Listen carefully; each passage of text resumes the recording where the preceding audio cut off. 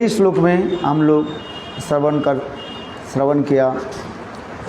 ये गुरु गोष्ठे गोष्ठलेषु सुजने भूषरगणे समंत्रेषु नामनि ब्रज युवद्वंद्व स्वरुणे सदा दम्भं हित्वा कुरुमृति अपूर्वं उदितरया मैं शांत भाषुहि अभिजाचे धृतपद। इस श्लोक में हम लोग ये प्यारे अबोध मन यानी अंतःकरण तुम कैसे समस्त प्रकार दंभों को छोड़ करके, अहंकार को छोड़ करके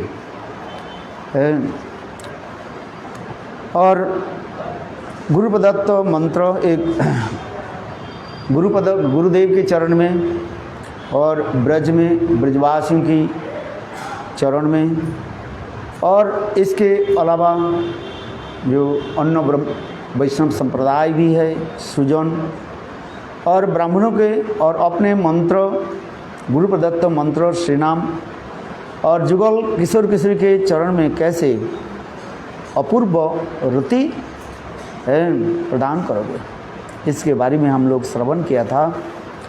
अभी द्वितीय श्लोक हम वर्णन हो रहा है। न धर्मं श्रुतिगण निरुत्तं किल कुरु ब्रजे राधा कृष्ण प्रचुर परिचर्यामिह तनु सचि सुनंग नंदीश्वर पतिषु तत्ते गुरुवरं मुकुंद पृष्ठत्ते स्मर परमायस्रं ननु मनः। हे प्यारे मन, श्रुतियों में कथित धर्म और अधर्म यानी पुण्य कर्म अथवा पाप मूलक अधर्म कुछ भी मत करो, बल्कि श्रुतियों में परम सिद्धांत के रूप में जिन्होंने सर्व उपादेय परम उपास्य एवं सर्वोपरि परम तत्व निर्धारित किया गया है, उन श्री राधा जुगल की प्रेममयी प्रचुर परिचर्या करो। श्री राधा भाव कांति सुबोलित सचिनंदन चैतन्य महाप्रभु के नंदनंदन से अभिन्न तथा गुरुदेव को मुकुंद पृष्ठ प्रिय जानकर उनका सदा सर्वदा स्मरण करो। इस श्लोक के हम आज प्रस्तुत कर रहे हैं, जिससे हमारी श्रील भक्ति विनोद ठाकुर भजन दर्पण आदि दिग्दर्शन और श्रील भक्ति सिद्धांत प्रभुपाद इसमें वर्णन करते जा रहे हैं। पूर्व पक्ष प्रश्न उठा रहे हैं। क्या प्रश्न उठा रहे हैं? प्रथम श्लोक में पूर्ण रूप से दम्भ को छोड़कर श्री जुगल किशोरी के अनन्य सेवा को बात कही गई है। ये समस्त प्रकार दम्भ माने अहंकार है।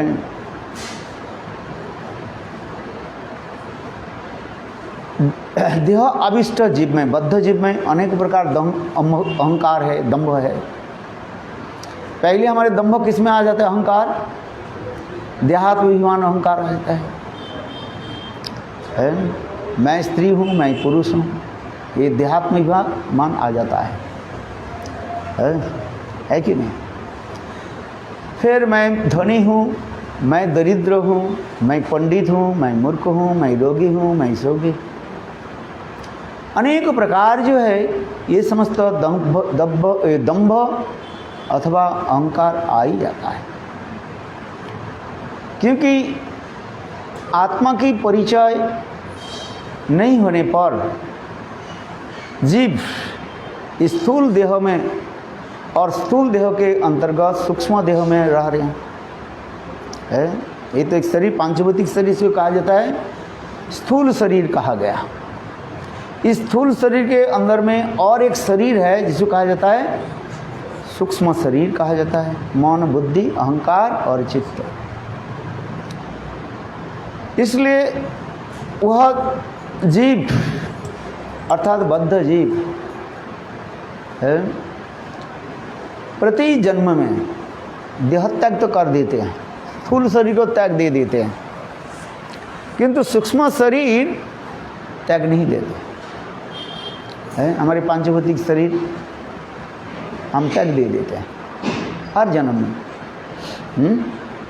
ये जो मिट्टी जल अग्नि वायु आकाश पंचभूत शरीर जो है, इस शरीर को हम छोड़ करके कहाँ चले जाते हैं?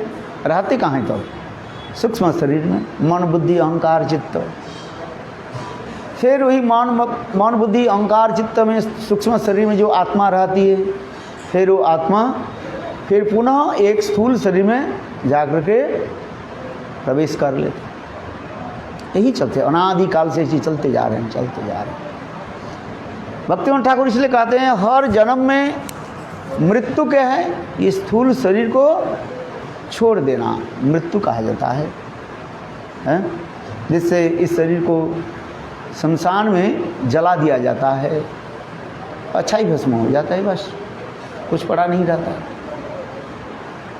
किंतु सूक्ष्म शरीर मन बुद्धि अहंकार पूर्व कर्म के अनुसार, यानी पाप और पुण्य के अनुसार फिर चलते रहा है, एक शरीर से दूसरे शरीर, इस प्रकार ये चलते जा रहे हैं अनंत काल तक। जब भी हम स्थूल शरीर में आ जाता है वही देहात्माभिमान आ जाता है, देह में आत्म अभिमान आ जाता है, और उसमें अनेक प्रकार दम्भ काम क्रोध के द्वारा मोहित हो जाते हैं। माया जो त्रिगुणात्मिका जो माया, सत्य रजत तम गुणात्मिका जो माया हमें सदा सदा प्रेरित करते रहते हैं, कार्य करने में प्रेरित करते हैं, प्रेरित समझते उसे करने के बाध्य कराते हैं। केन बलादपि नियोजित। गीता में संग अर्जुन कह रहे हैं, ये सखा कृष्ण मुझे बताओ, मैं जानता हूँ ये अच्छी कर्म है, ये बुरी कर्म है, किंतु कौन मुझे ये कर्म में प्रेरित कौन करता है? जानने पर भी हम क्यों बुरी कर्म में क्यों फंस जाते हैं, बुरी कर्म क्यों करते हैं? तब भगवान कहते हैं काम एसो क्रोधो एसो रजोगुण समुद्भव। सत्य रजो तमगुण त्रिगुणात्मिक जो माया जो है, और उसके काम क्रोध आदि के द्वारा वशीभूत होकर के हम अच्छी बुरी काम कर लेते हैं। सत्य आदि के द्वारा सत्कर्म आदि कर लेते हैं, और तमकर्म आदि के द्वारा तमगुण के द्वारा माया के जो तमगुण के द्वारा काम क्रोध के वशीभूत होकर के बुरी कर्म कर लेते हैं, कहते हैं हिंदी में क्या बोलते हैं, बुरी नजर भले तेरे मुँहे काला। क्यों ऐसे क्यों हो जाता, क्यों? सभी तो जानते हैं। कहते हैं यही माया त्रिगुण रजोगुण के द्वारा दंभिक अहंकार आ जाता है। देखो कैसे आ जाता है। ये त्रिगुणा आत्मिका माया जो है ये विचित्रमयी कहा जाता है, विचित्रमयी है, जिससे शंकराचार्य वेदांत सूत्र में वर्णन करते हुए कि माया क्या है, माया के संबंध में शंकराचार्य कहते हैं क्या? विचित्रमयी, अभिज्ञात कार्य। वो माया के कोई जान नहीं सकते हैं। ब्रह्म माया के द्वारा आच्छादित हो जाते हैं, तब वो अपने को क्या कहते हैं? जीव नाम से परिचय देते हैं। वास्तव जीव नाम से कोई वस्तु नहीं है। ये किसकी फिलोसफी है? शंकराचार्य की फिलोसफी है। शंकराचार्य कहते हैं जीव नाम से कोई वस्तु नहीं है। यथा सपनिक, जिस प्रकार स्वप्न में हम अनेक वस्तु के दर्शन देखते रहते हैं।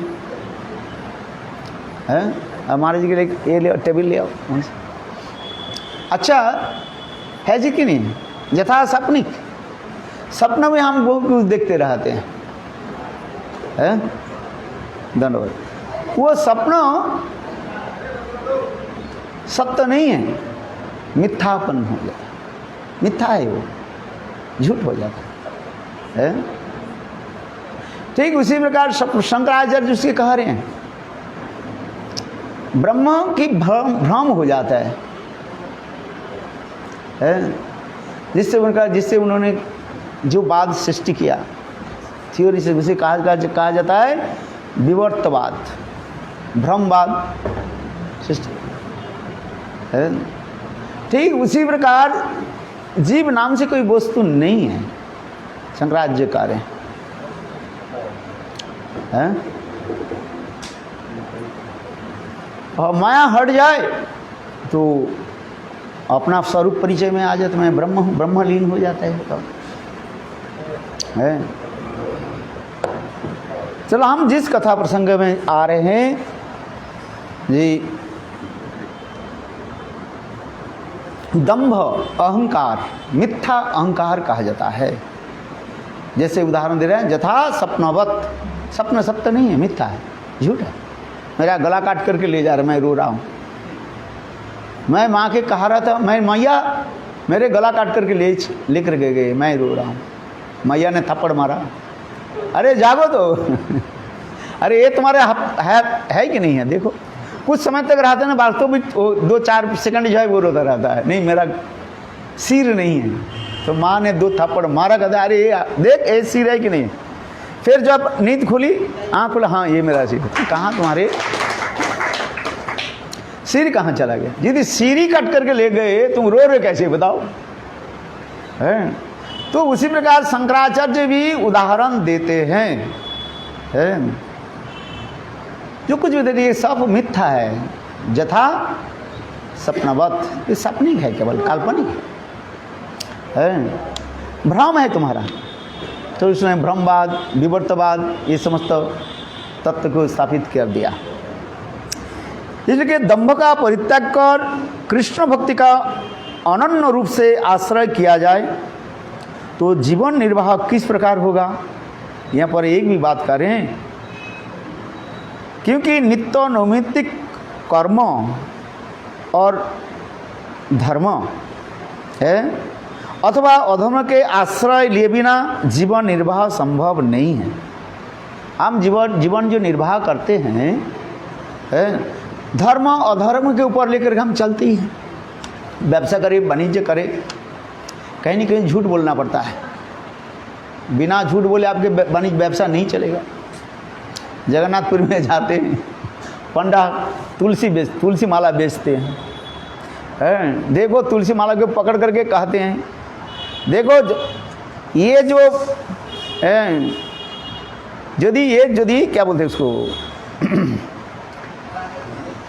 बीट जो होता है ना, तुलसी के जो होता है, ये यदि तुलसी नहीं हो मेरा बेटा, ये जगन्नाथ देव है, ये माला के आगे पीछे यदि तुलसी यदि नहीं हो मेरा बेटा मर जाए। तात्पर्य क्या है, उसकी तुलसी माला में जो है, वो जो माला दिखा रहे हैं ना, उसके आगे पीछे तुलसी है, बीच में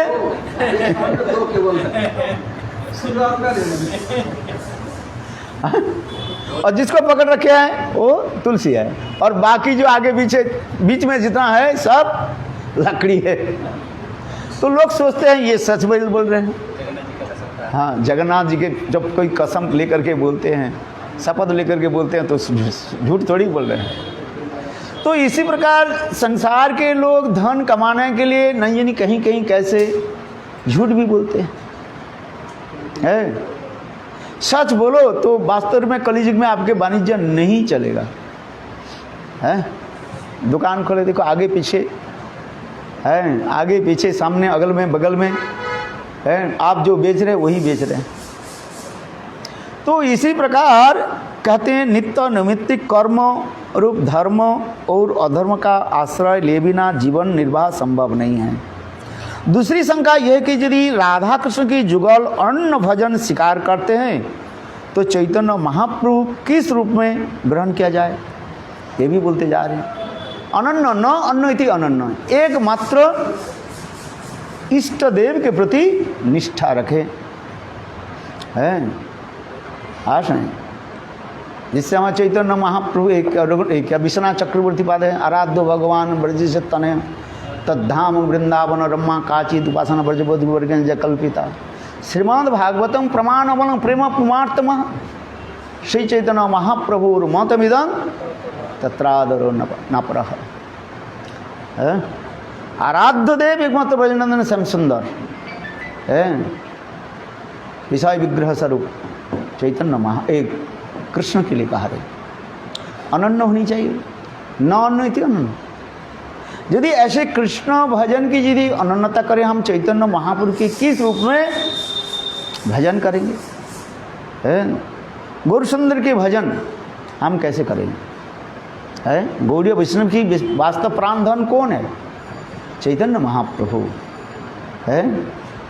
महाप्रभु के बिना गौड़ीय जन रह नहीं सकते। गौड़ी तो विचार उसके ऊपर प्रतिष्ठित है, महाप्रभु के लेकर के सब कुछ, गौर सुंदर के लेकर। इसलिए कहते चैतन्य महाप्रभु के किस रूप से ग्रहण किया जाए? क्योंकि श्रीमान महाप्रभु का भी उपास्य रूप में एक ही साथ भजन करते हैं। तो दो उपास्य होने से भजन अनन्य नहीं रहा।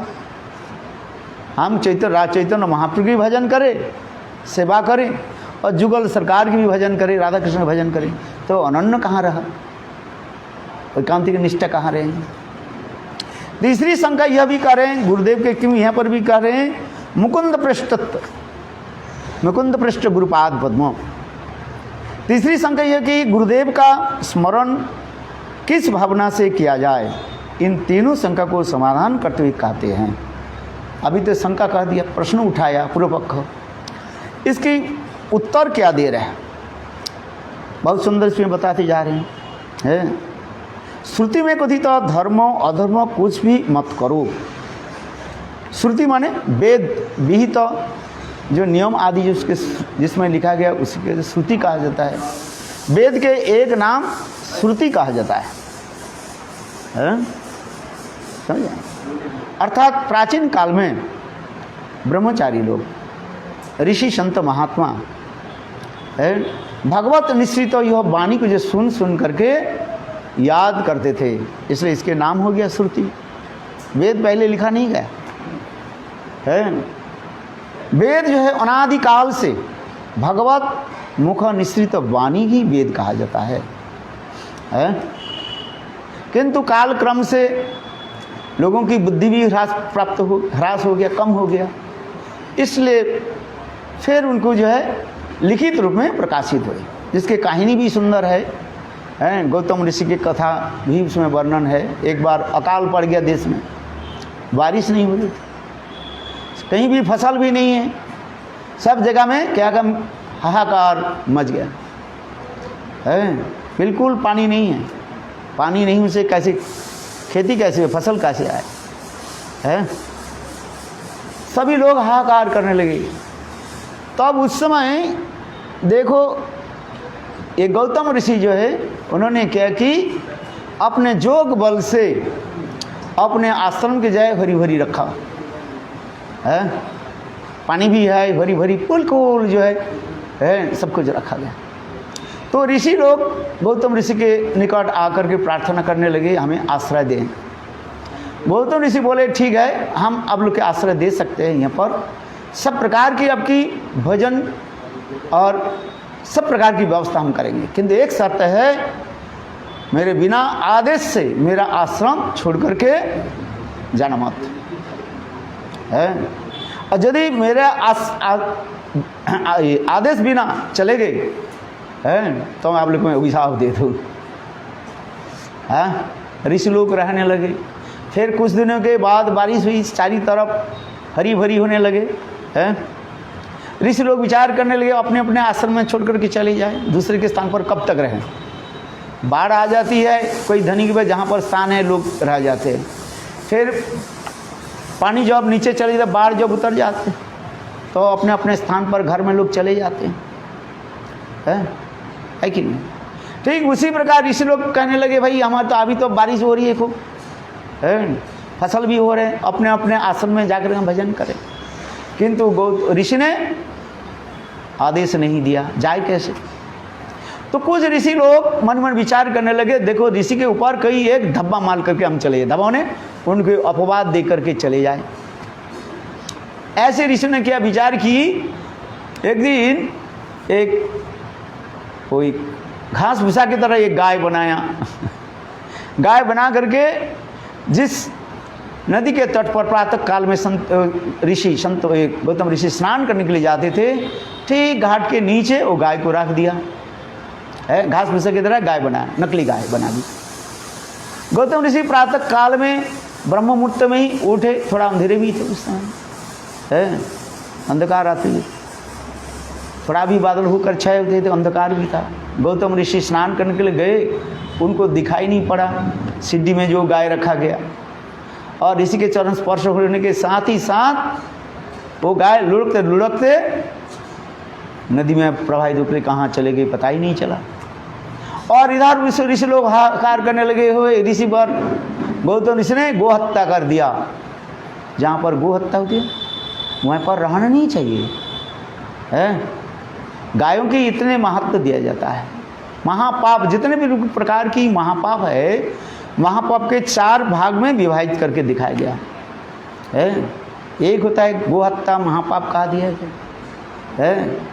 गुरुतल्प गामिनम, महापाप कहा दिया गया, गुरु पत्नी के साथ कुदृष्टि रखना है, एक को महापाप कहा गया। दूसरे की धन को जो अपहरित कर लेते हैं, हरण कर लेते हैं, है। किसी ने आपके पैसा दिया, वो पैसा आपने क्या कि हड़प लिया, ये महापाप कहा जाता है। और बालक वृद्ध की हत्या कर देना व स्त्री हत्या, ये सब महापाप में अंतर्गत होता है। इसलिए अभी जो गोहत्या जो महापाप हो गया, इसलिए ऋषि लोग कहने लगे इस आश्रम में हम नहीं रहेंगे, कैसे रह पाएंगे जहाँ पर गोहत्या हो गई। इसलिए ऋषि लोग ने कि सब निकल करके चले गए। गौतम ऋषि स्नान करके जब आए, उनके समाचार मिला, ये ऋषि लोग सब छोड़कर चले गए, क्यों? गोहत्या उन्होंने कर दी। गौतम ऋषि भी थोड़ा बहुत सोचने लगे, क्या मैंने कैसे गोहत्या करी? हाँ, स्नान कर जब तक कुछ मेरे पैर में कुछ लग गया था, लुढ़क करके चले गया था, तो वही गाय था क्या? तो गौतम ऋषि त्रिकालज्ञ हैं, ध्यान में बैठे, ध्यान में बैठ करके देखा वो गाय नहीं था, और क्या था? नकली गाय थी, मैंने घास फूसा की तरह खड़ के द्वारा जो है वो गाय बना हुआ था। बोले ये ऋषि लोग जाने के बहाना लेकर के मुझे ऐसे अपवाद दे करके, उस समय गौतम ऋषि ने अभिशाप दे दिया, हे ऋषि लोग तुम लोग स्मृतिहीन हो जाओ, माने कम बुद्धि वाले हो जाओ, स्मरण न रहे है। जब इस प्रकार अभिशाप दे दिया, सब ऋषि लोग आकर के गौतम ऋषि चरण पकड़ करके रोने लगे। तो हम लोग वेद शास्त्र कैसे अध्ययन करेंगे, हैं? तब उस समय ऋषि ने किया कि पुनः कहते थोड़ा थोड़ा उनकी स्मृति आएगा, फिर वेद जो है लिखित रूप में प्रकाशित किया गया, इसको अध्ययन करो, फिर तुम्हें स्मरण रहेगा। तो इसी प्रकार श्रुति में जो लिखा गया, वेदों में जो लिखा गया है, अथवा वेद निर्दिष्ट वेद के अनुयायी जो ग्रंथ जो है, उसके भी श्रुति में लिखा गया। वेद में 3 भाग विभाजन के, कर्मकांड, ज्ञान कांड और भक्ति उपासना कांड है। क्योंकि हर लोग के विचार एक ही नहीं है, कोई कर्मकांड में अच्छा लगता है उसको, कोई ज्ञान कांड में अच्छा लगता है, और किसी के उपासना कांड में। उपासना कांड के फिर 2 विभाजन करके दिखाया, एक जो है देव देवी की उपासना दिखाया गया, और दूसरी जो है एकांतिक रूप में श्री हरि, भगवान श्री हरि की उपासना दिखाया गया। इसके अलावा अनेकों जो कथाएं हैं वो तो समय विशेष में बताएंगे, है। चलो यहाँ पर करें, श्रुति में जो कथित धर्म, श्रुति और तद अनुगत स्मृति आदि, स्मृति शास्त्र किसको कहा जाता है? ना कुछ ब्राह्मण लोग वेदों की कार्य की जगह अपने लौकिक व्यवहारिक कार्य की के लिए जो शास्त्र आदि बनाया गया, उसकी कहा जाता है स्मृति शास्त्र कहा जाता है। स्मृति में इस प्रकार वर्णन किया गया है। सत्यार्थ शादिकाल में ये वर्णन करते जा रहे हैं, जिस रीति से कर्मकांड आदि जो है वह लौकिक परलौकिक कार्य आदि करने के लिए, लौकिक परलौकिक क्या है? जैसे पितामाता देहांतर हो जाने पर उनकी श्राद्ध आदि व अनेक प्रकार के जो कार्य आदि जो है, शुभ कार्य आदि कैसे हो, उस विधान जिस शास्त्र में दिया गया उसकी कहा जाता है स्मृति शास्त्र कहा जाता है। इसलिए कहते हैं श्रुति स्मृति में जो धर्म अधर्म आदि के कार्य कहा गया, पाप करना उचित नहीं है, सत्यं वदे सदा सर्वदा, सत्य बोले, मिथ्या मा वदे, झूठ ना बोले, ये समस्त जो शास्त्र में विधि लिखा गया। इसलिए कह रहे हैं धर्म अधर्म का निरूपण किया गया है। मनुष्य कुछ भी करता है तो वह दोनों के श्रेणी में आ जाता है। यदि धर्म अधर्म का पूर्ण रूप से निषेध किया जाए तो क्षण भर के लिए जीवित रहना संभव नहीं है, क्यों कहा दिया ना मनुष्य शिक्षा में पहले श्लोक, इसमें क्या कह रहे हैं श्लोक में, न धर्म न अधर्म, धर्म भी करना नहीं है अधर्म भी नहीं करना है। यदि धर्म अधर्म नहीं करें तो हम जीवित कैसे रहेंगे?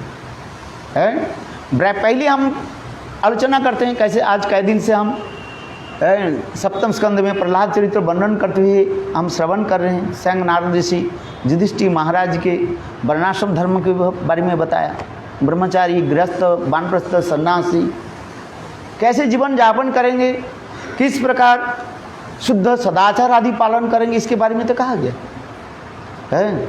लौकिक धर्म पारलौकिक धर्म आदि हमें पालन करना है। यदि धर्म अधर्म का पूर्ण रूप से निषेध किया जाए तो क्षण भर के लिए हम जीवित नहीं रह सकते। ब्राह्मण के कर्म है नित्य कर्म नैमित्तिक कर्म आदि कहा गया। ये कर्म हमें करना पड़ता है कि नहीं पड़ता है? ब्राह्मण के पूजन आदि हवन आदि ब्राह्मण के कर्म है। ब्राह्मण क्या करे, नित्य ही एक दिन ही हर रोज प्रातः काल में उठ करके हवन आदि करे। हवन करना चाहिए। हमारी वो क्या बोले ये महाराज दंडी महाराज क्या थे ना, उनके मंदिर के विशाल ये बनाया आपने देखा हवन कुंड एक स्थान पर बीच में हवन कुंड रख दिया। बोले क्या करते हो? बोले महाराज प्रतिदिन मंगल आरती के बाद हम 30 मिनट जो है हवन करते हैं, ज़्यादा समय 30 मिनट हवन करते हैं, गायत्री मंत्र के द्वारा हवन करते हैं। शुद्ध गाय उनके पास गाय है, शुद्ध गाय है, गाय के द्वारा हवन करते हैं। और देखो वास्तव सत्य है, मंदिर में जब हम प्रवेश करते हैं इतने सुगंध आता है, शुद्ध गाय की घी जो है शुद्ध घी है, हवन के द्वारा पवित्र होता है, वातावरण अच्छा भी रहता है कि नहीं है? शुद्ध गाय के द्वारा शुद्ध घी के द्वारा यदि हवन करे तो पवित्र मन पवित्र रहता है, चित्त स्थिर हो जाता है, वेद पाठ आदि शास्त्र आदि अध्ययन में मन लगता है। इसलिए महाराज कह रहे हैं जब मंगलारती के बाद ही हमारे 4:30 बजे से 5 बजे मंगलारती खत्म हो जाते है, 5 से 5:30 तक तुरंत हम हवन में बैठ जाते हैं। सब ब्रह्मचारी विद्यार्थी जितने हैं 20, 25, 30 जितना भी हो सब स्वाहा स्वाहा स्वाहा स्वाहा करते से हवन करना चाहिए। ब्राह्मण के कर्म है। तो ब्राह्मण ये सब कर्म आदि नहीं करें तो जीवन उनके कैसे चलेगा? अधर्म के बारे में भी कहा गया, व्यवसाय वाणिज्य करे झूठ बोल देते हैं, बिना झूठ बोले आपके एक पैसा भी कमा नहीं सकते हो आप, जो व्यवसाय वाणिज्य करते हैं। और विशेष कर वकील लोग तो उनके तो क्या बोलते हैं झूठ बिना नहीं रह सकते है कि नहीं है? बताओ, पैसा कमाना है कि नहीं है? अच्छा, इसलिए कह रहे हैं भाई हमारी ये जीवन जो व्यवहारिक जीवन हम कैसे पालन करें, ये कहते जा रहे हैं। श्री रघुनाथ दास गोस्वामी के चरण में इंद्रियों के द्वारा किए, यहाँ पर रघुनाथ दास गोस्वामी जिन्हें इंद्रियों के द्वारा किए जाने वाले समस्त कर्मों का निषेध नहीं किया गया है। जगत में 2 प्रकार के लोग होते हैं, एक अज्ञ और दूसरे विज्ञ। अज्ञ पुरुष अनुशासन के बिना कोई भी कार्य नहीं करते, यदि करते हैं तो अमंगलप्रद हो जाता है। अज्ञ लोगों के लिए शास्त्र की विधान दिया गया है, और ऐसे अज्ञ पुरुष के कल्याण के लिए ही वेदों तथा तद अनुगामी श्रुतियों में धर्म और अधर्म कार्य का विभाजन किया गया है, जिससे सहज ही अशुभ कर्म के दूर कर शुभ कर्म में प्रवृत्त हो सके। जैव धर्म में इस समस्त वर्णन किया गया है। भक्ति विनोद ठाकुर जय कर्म अकर्म विकर्म शुभ कर्म अशुभ कर्म पाप कर्म कितने प्रकार विभाजन करके दिखाया है। अच्छा, जीव धर्म पढ़ो, इसमें समस्त वर्णन किया गया है। और दूसरे प्रकार के व्यक्ति जो विज्ञ पुरुष है, वे स्वरूप ज्ञान के संपन्न होते हैं। ऐसे विज्ञ पुरुष के लिए शास्त्र के अनुशासन वचन प्रयुक्त नहीं है। इसके लिए तो केवल आत्मरति कृष्णरति या शुद्ध जुगल परिचर्या की ही विधान कहा गया, जहाँ पर गए ब्रजे राधा कृष्ण प्रचुर परिचर्या महत्व। ब्रज में राधा गोविंद की आत्मरति कृष्णरति के रूप में शुद्ध जुगल है, कृष्णरति के बाद शुद्ध जुगल परिचर्या का विधान करो। जो उन्नत मार्ग में चले जाते हैं उनके लिए यही कहा जाता है, धर्म कर क्या करोगे, अधर्म क्या करोगे। ऐसे महान पुरुष जो करते हैं उसकी धर्म कहा जाता है। धर्म अधर्म की परिभाषा की इसलिए कहा जाता है, मद निमित्तं कृतं पापं धर्म परिकल्पते। भगवान कहते हैं मेरे लिए जी कोई पाप थोड़ी हो जाए उसके ही धर्म कहो, और मत तत्व मुझे छोड़ करके तुम अनेकों जो सदाचार आदि पालन आदि करते हो वो सब अधर्म में अंदर में चले जाते हैं। मत तत्व मुझे त्याग छोड़ करके भले तुम शुद्ध सदाचार आदि पालन करो, तो सब किस में चला जाता है, गणित में अधर्म में चला जाता है। चारी वर्णाश्रमी यदि कृष्ण नहीं भजे सस्य कर्म करते सही रौरवे पड़ी मजे। चार वर्ण और आश्रमी सदाचार पालन कर रहे हैं, कहते हैं मैं सदाचार पालन करता हूँ वर्णाश्रम, किंतु कृष्ण भजन नहीं करता हूँ, तो शास्त्र में कहते हैं वो नरक में चले जाते हैं। इसलिए कहते हैं चारी वर्णाश्रमी यदि कृष्ण नहीं भजे सस्य कर्म करते सही रौरवे पड़ी मजे। ओके, रौरव नरक में जाना पड़ता है, क्यों, कृष्ण भजन नहीं किया तो सब अच्छी कर्म कर लिया, रिजल्ट क्या हुआ, जीरो।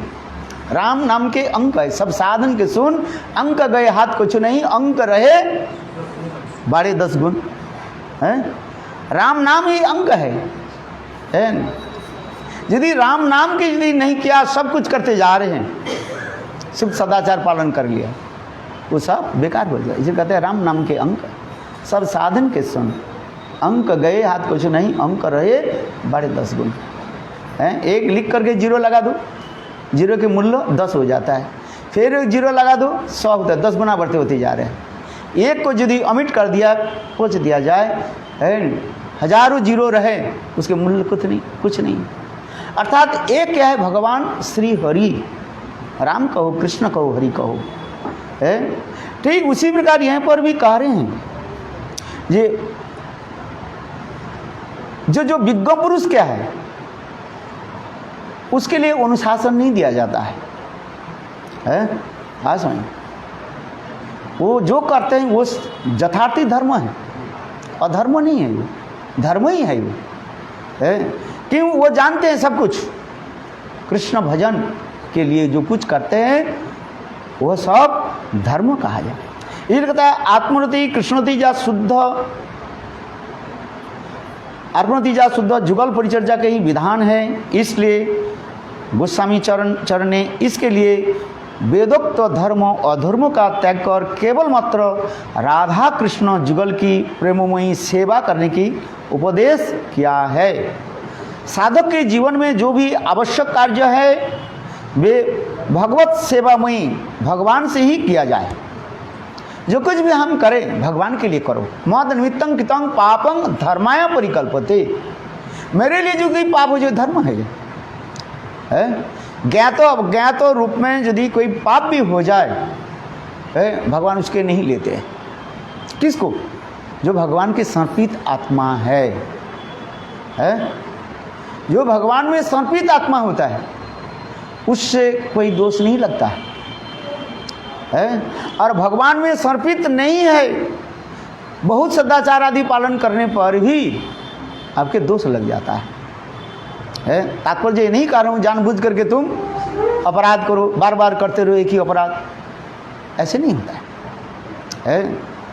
इसलिए कह रहे हैं ये देखो भगवत सेवामयी भावना से किए जाए, वर्णाश्रम निष्ठ अवस्था में वेद भी तो सारी कार्य भी भगवान सेवा के भावना से ही होनी चाहिए। ये श्रीमद् भागवत में हम जो एक कथा श्रवण कर रहे हैं, वर्णाश्रम धर्म के जो भी कथा होते जा रहे हैं, सभी कथा की मूल तात्पर्य क्या है? भगवान के केंद्रीभूत करके, केंद्रीभूत समझते हो, भगवान के बीच में रख करके तुम सब कुछ कार्य करो और सब जितने भी कार्य जो है उसके फल भगवान में समर्पित कर दो। है यज्ञ आदि करने के बाद एक मंत्र आ जाता है, इदं सर्वं फलं विष्णु समर्पित। ये जो कुछ भी मैंने किया है ये सब विष्णु को मैं क्या कर देता हूँ? समर्पित कर देता हूँ। है इसमें भी एक फल होता है, पैसा मैं रख दे लेता हूँ, प्रणामी में रख देता हूँ, उसके यज्ञ में दे दो, वो नहीं देते। है नहीं कि नहीं? मंत्र आदि जप कर दिया अंत में कह देते हैं ना, है सब अच्छिद्र वाचन आदि सब प्रार्थना आदि सब तो कर दिया, प्रणाम कर दिया, इसके बाद कोई पैसा जो है मुझे दे दो। कौन सा पैसा? प्रणामी। है कहते नहीं, उसको भी क्या करो? समर्पित करो। किसे समर्पित करो? गुरु वैष्णव की सेवा में लगाओ। सीधी बात है। यदि वो पैसा प्रणामी लेकर के केवल मेरे जेब में रहे तो मैं उसके फलभागी हो जाऊंगा। उस पैसा को मुझे क्या करना पड़ेगा? गुरु वैष्णव और भगवान की सेवा में लगा दिया जाए, है तब मुझे पाप नहीं लगेगा। बात सुन, आप सन्यासी हो, ब्रह्मचारी हो और वानप्रस्थी हो, सन्यास कुछ भी हो, है इसलिए इदं सर्वं फलं किसके होते हैं? विष्णु समर्पित, विष्णु में लगा देते, भगवान की सेवा में लगा देते हैं। है गीता में भगवान कहते हैं जत कुरुषि जत जजासी जत तपसी कुंत तत्पुरुष मत अर्पणम। बस हो गया, है समय हो गया। अच्छा, इसलिए कहते हैं साधक के जीवन में जो भी आवश्यक कार्य है वे भगवत सेवा में भावना से ही किया जाए। वर्णाश्रमनिष्ठ अवस्था में वेद भी तो सारे कार्य भी भगवत सेवा की भावना से ही होनी चाहिए। गृहस्थ भक्त घर में ठाकुर सेवा, प्रकाशक कहाँ है, प्रकाश कर धनोपार्जन, परिवार का पालन पोषण, विषय की रक्षा, गृह निर्माण आदि सभी कार्यों का प्रभु का कार्य समझकर करें। है यहाँ पर भी वर्णाश्रम धर्म पालन गृहस्थ के भी कह रहे हैं। गृहस्थ के लिए एक ही नियम है, कोई अलग नियम नहीं है। ये गृह किसका ही है? भगवान की है। हम मंदिर बना रहे हैं, ये मंदिर किसका है? भगवान की है। एक कहते हैं गृह मंदिर कहा जाता है ना, लिखा रहता है गृह मंदिर है। आजकल लोग तो दुकान के अपने मंदिर बना लेते हैं, कहते हैं दुकान मेरा मंदिर है और ग्राहक मेरा देवता है। ऐसे लिखा रहता है। चलो अच्छी बात है, हम किसी को बुरी थोड़ी देखते हैं। विषय लोग गृह निर्माण आदि, हाँ विषय की रक्षा, ये समझते क्या प्रभु की सेवा मन गया। जे दिन गृह भजन देखी गृह ते गोलोक भाई, चरण सिंधु देखिया गंगा सुख न से माँ पाए। है इस गृह को भगवत मंदिर समझो, जहाँ पर भगवत पूजा आराधना होती है।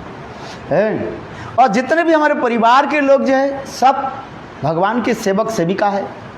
पत्नी मेरा भोग्य वस्तु नहीं है, पत्नी क्या है?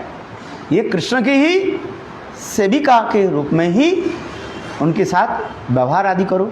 पुत्र कन्या आदि सभी भगवान की सेवक सेविका के रूप में ही देखो। और उसके उसी प्रकार वैष्णव जान करके वैष्णवी जान करके उनकी भी पालन पोषण करो। है मठ में जो रहते हैं, मठ में गुरु के कर्तव्य क्या है? शिष्य के जो है पुत्रवत पालन आदि करते हैं कि नहीं करते? गृहस्थ में भी गृह भी जो है अपने पुत्र कन्या की भी पालन पोषण करते हैं। तो एक ही जैसे दिखाई पड़ता है, अंतर कुछ नहीं है। गृहस्थ मंदिर में गुरु शिष्य के जो है पुत्रवत पालन पोषण करते हैं, उसके लिए जो कुछ जरूरत होता है सब कुछ दिया जाता है। खाना पीना, रोग शोग होने पर उनके लिए चिकित्सा आदि व्यवस्था है, समस्त प्रकार की दायित्व गुरु लेते हैं। जिस प्रकार गृहस्थ में पिता माता पुत्र कन्या के दायित्व लेते हैं, है। तो गुरु के यही कार्य होता है। और शिष्य भी कार्य क्या है? गुरुदेव के जो है पितृवत सेवा आदि करना, संपूर्ण रूप से आत्मसमर्पण, उसे कोई दोष नहीं लगता है।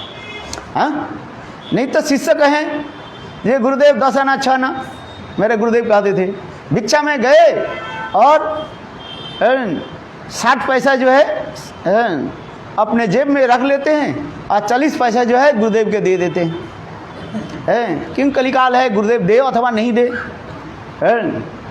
इसलिए 60 पैसा मैं जेब में रख लेता हूँ।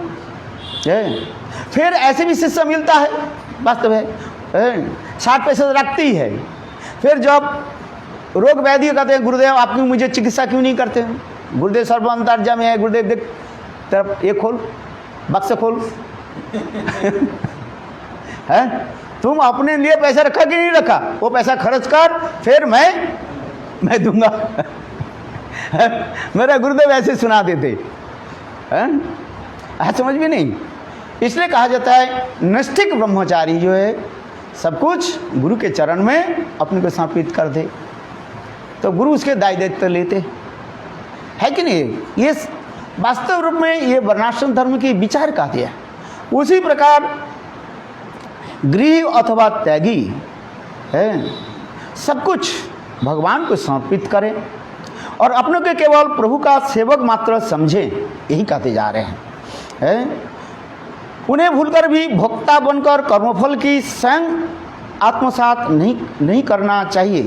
हरिभक्ति विलास ग्रंथ में कहे गए श्राद्ध आदि कार्य का अनुष्ठान भी भगवत सेवा की भावना से करना चाहिए। जैसे पिता माता जी देहांतर होने पर उनके लिए श्राद्ध आदि करना नित्य नैमित्तिक कर्म में आ जाता है, ये गृहस्थ के लिए कहा गया। एकांतिक त्यागी के लिए ये कुछ नहीं है, करना जरूरत नहीं है, करे कोई भी बात नहीं है, क्योंकि करने की कोई आवश्यकता नहीं है। जो गृहस्थ जो है समाज के लिए रह रहे हैं, समाज के लिए आपको करना पड़ता है। गृहस्थ लोग आप घर में रहे, माता पिता के देहांत हो गया, उनके लिए आप श्राद्ध शांति नहीं कराया, बड़ा ब्राह्मण भोजन नहीं कराया, तो समाज के लोग आपके ऊपर कटाक्षपात करेंगे, समालोचना करेंगे। किंतु जब आप त्यागी बन जाते हो तब माता पिता के लिए करे अथवा नहीं करे कोई उसमें दोष नहीं लगता है, क्यों? वो एकांत की निष्ठा में चले जाते हैं वो। आज समझे, इसलिए यहाँ पर भी कह रहे हैं जी श्राद्ध आदि कार्यों का अनुष्ठान भी भगवत सेवा के मन से करना चाहिए, जिसके लिए हमारे क्या बोले सत्क्रिया श्राद्ध दीपिका ग्रंथ में ये समस्त प्रीति श्राद्ध हवन आदि की दिखाया गया। किंतु सब विष्णु युक्त कहा जाता है, भगवान की सब अर्पित करो, अर्पित करके माता पिता के उद्देश्य में वो प्रसाद जो है निवेदन की जाए, उससे प्रसन्न होते हैं। जैसे कि आज ये कथा सुना रहे हैं हमारे गुरुदेव की कथा, यहाँ पर बंद करता हूँ।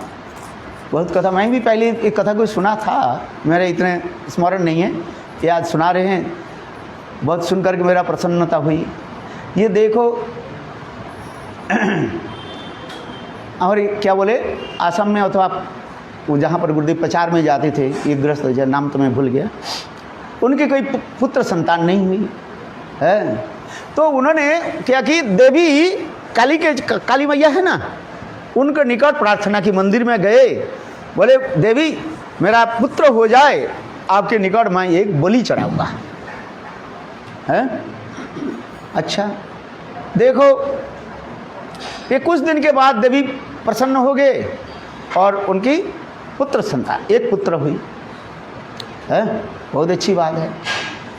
अच्छा देखो ऐसे करते करते फिर देवी उनके सपने में आया, बोले आज 10-12 साल हो गया, तुमने जो वायदा किया था ये बलि चढ़ाओगे, अभी तो बलि नहीं चढ़ाया है, बलि क्यों नहीं चढ़ाया है? बलि चढ़ाना चाहिए ना, तुमने वायदा किया।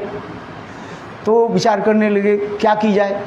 फिर परवर्ती काल में कुछ समय के अंदर ही वो गुरुदेव से दीक्षा मंत्र लिया है, फिर उनके बेटा भी दीक्षा मंत्र ले लिया है।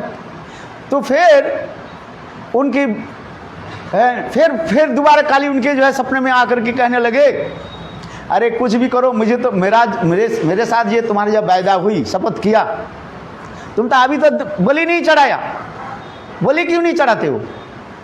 है आज समझे? नहीं तो तुम्हारे पुत्र के मैं मार दूंगा, ऐसे कुछ कहा है, भय दिखाया। तो देखो वो व्यक्ति ने क्या कि डर गए, अभी क्या करें? किंतु उन्होंने जाकर गुरुदेव के कहा, गुरुदेव के जाकर के कहा, गुरुदेव श्री वामन गोस्वामी महाराज के प्रणाम करके बोले, गुरुदेव ऐसे ऐसे सपनों ही वास्तविक सत्य है। आज से कुछ साल पहले मैंने देवी काली के निकट ये शपथ की, मेरी बात पुत्र प्राप्ति हुई, तो मैं आज तक जो है देवी के बोली नहीं चढ़ाया, और देवी आज भी हमें तंग करते रहते हैं, सपने में आदेश देते हैं कि बोली क्यों नहीं चढ़ाया? गुरुदेव ने कहा तुम्हारे बेटे का मेरा समर्पण हो गया, वो देवी तुम्हें कुछ नहीं बिगाड़ सकते, मैं तुमको वचन देता हूँ। गुरुदेव ने कहा तुम्हारे बेटा मेरा एक काम करो, आज ठाकुर जी के भोग लगाओ, क्या बोले, अनेक उत्सव कराओ, उत्सव कराओ, अनेक प्रकार के मिष्ठान्न आदि करके। बंगाल में उत्सव जानते हो कितने होता है? ये ब्रजवासी के नहीं होता है, वो बंगाल के जो उत्सव होता है ना, आप बंगाल में नहीं जाने पर आपको पता नहीं लगेगा कितने प्रकार की जो भोजन बनाते हैं, ये आप लोग समझ नहीं सकते हो। 20, 25, 30 नहीं कितने प्रकार के बना देंगे। हाँ भाई, जो जाते हैं बंगाल में जाने में, प्रचार में जाने आनंद होता है। अरे भाई बस खाने के बाद 3-4 बार कितने बार खाओ, आज भोजन प्रसाद। गरीब से गरीब घर में तो कम से कम 4-5 प्रकार के तो सब्जी रहेगा। आज समझिए 5-6 प्रकार धनी हो तो और क्या बताए। चलो, तो उन्होंने क्या कि गुरुदेव ने कहा तुम्हारे घर में आज क्या बनाओ, उत्सव बनाओ। उत्सव बनाया। गुरुदेव ने कहा अच्छा ये पहले ठाकुर जी के भोग लगे ना, उस ठाकुर के भोग के क्या के देवी काली की मूर्ति है ना, उस ठाकुर जी के सामने दे दो, भोग लगा दिया। उस मूर्ति जो भगवत प्रसाद जो है अच्छा जी, उस भगवत प्रसाद को देवी काली के सामने रख दिया। जैसे विधिवत जैसे दिया जाता है प्रसाद निवेदन, कैसे दिया जाता है उसी के करा दिया। बस हो गया। रात में वही साक्षात देवी काली मेरे गुरुदेव के सामने आकर के बोले मैं आज बहुत प्रसन्न हो गया, आज बहुत दिन के बाद क्या बोले, मैं ये प्रसाद को प्राप्त किया। ये वास्तव मैंने उनके डराया नहीं, उनके बलि शब्द के अर्थ होता है उपहार। उपहार क्या? महाप्रसाद है, कृष्ण के जो निवेदित जो महाप्रसाद है, मैं ग्रहण करने के लिए तड़प रहा था। मैं जानता हूँ तुम्हारे इनका जो बेटा तुम्हारे शरण में आ गया, मैं उसको कुछ भी बाल बका नहीं सकता हूँ, कुछ नहीं कर सकता हूँ। मेरे गुरुदेव इस कथा को साक्षात रूप में कहा, ये मैं जानती हूँ, देवी कह रही है, ये देखो इनको जो बेटा तुम्हारे शरण में आ गया, मैं उनको कुछ नहीं कर सकता हूँ, ये भी मुझे पता है। मैं इसलिए मैं डराया, मुझे कुछ ऐसे महाप्रसाद प्राप्त हो जाए। बोलो वृंदावन बिहारी लाल की जय, जय श्री राम। अच्छा अभी महाराज के दो